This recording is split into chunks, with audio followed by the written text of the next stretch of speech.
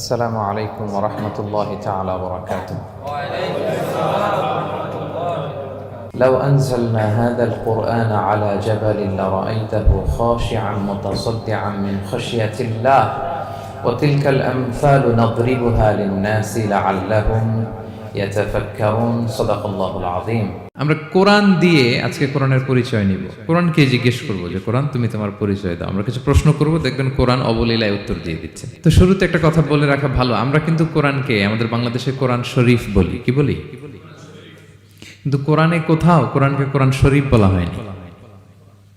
শরীফ আপনি বলতে পারেন, শরীফ অর্থটা ভালোই, সম্মানিত কোরআন। কোরআন শরীফ মানে সম্মানিত কোরআন। কিন্তু আল্লাহ তাআলা কোরআনকে কোরআন শরীফ কোথাও বলেননি। আল্লাহ তাআলা কোরআনকে কোথাও বলেছেন কোরআনে মাজিদ, বাল হুয়া কুরআনুম মাজিদুন ফি লাওহিম মাহফুজ। আমি লাওহে মাহফুজে এই কোরআনে মাজিদকে রেখেছি। লাওহে মাহফুজ 7 আকাশের উপরে। তুলুহু মা বাইনাস সামাই ওয়াল আরদ, আকাশ জমিন যত লম্বা লাওহে মাহফুজ ঠিক তত লম্বা। ওয়া আরদুহু মা বাইনাল মাশরিকি ইলাল মাগরিব, পৃথিবীর প্রাচ্য থেকে পাশ্চাত্য যত দূর লাওহে মাহফুজ প্রশস্ততার দিক থেকে ঠিক তত দূর। ওহু মিন দুররাতিন বাইদা, সাদা ঝকঝকে ডায়মন্ড দিয়ে আল্লাহ লাওহে মাহফুজকে তৈরি করেছেন।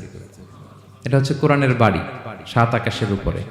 তা আল্লাহ বলেছেন বাল হুয়া কুরআনুম মাজিদ, কোরআনে মাজিদ বলছেন আল্লাহ, কোরআন শরীফ বলেন নাই। আরেক আয়াতে আল্লাহ তাআলা বলেছেন ইয়াসিন, তারপরে কি ওয়াল কুরআনিল হাকিম। তাহলে আরেক আয়াতে কোরআনে হাকিম বলেছেন, প্রজ্ঞাময় কোরআন, কোরআন শরীফ বলেন নাই।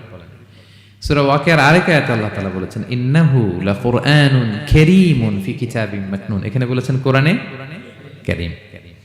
সূরা হিজরের এক আয়াতে আল্লাহ বলেছেন কোরআনে আযীম, ওয়ালাকাদ আতাইনাকা সাবআম মিনাল মাসানি ওয়াল কুরআনাল আযীম। নবী হে, আপনাকে আমি নিত্য পাঠনীয় সপ্ত বাক্য দিয়েছি আর কোরআনে আযীম দিয়েছি। তাহলে আল্লাহ বললেন কোরআনে মাজিদ, তিনি বললেন কোরআনে হাকিম, তিনি বললেন কোরআনে কারীম, কোরআনে আযীম। কিন্তু এগুলো সব থেকে আমরা কি বলি? কোরআন শরীফ বলতে পারেন, অর্থ ভালোই, কিন্তু কোরআনে নাই, আল্লাহ তাআলা বলে নাই। আসুন কোরআন শরীফ বলার পাশাপাশি আমরা কোরআনে কারীম, কোরআনে মাজিদ এগুলো বলতে অভ্যস্ত হই, কারণ এভাবেই কোরআনকে পরিচয় দিয়েছেন আল্লাহ তাআলা। পারা যাবে তো ইনশাআল্লাহ? শুধু কোরআনই কোরআনের নাম নয়, এছাড়াও কোরআনের আরো অনেক নাম কোরআনে খুঁজে পাওয়া যায়। যেমন কোরআনের একটা নাম হচ্ছে আল কিতাব। কোরআনের একটা নাম কি? আল্লাহ তাআলা বলছেন মা ফাররাতনা ফিল কিতাবি মিন শাই, এই কিতাব, এই কোরআনে আমি কোনো কিছু বাকি রাখি নাই, সব বলে দিয়েছি। সব, ব্যক্তি জীবনে, পরিবারে, সমাজে, রাষ্ট্রে, রান্নাঘর থেকে শুরু করে বঙ্গভবন পর্যন্ত, কাঁথা সেলাই থেকে শুরু করে মহাকাশ পর্যন্ত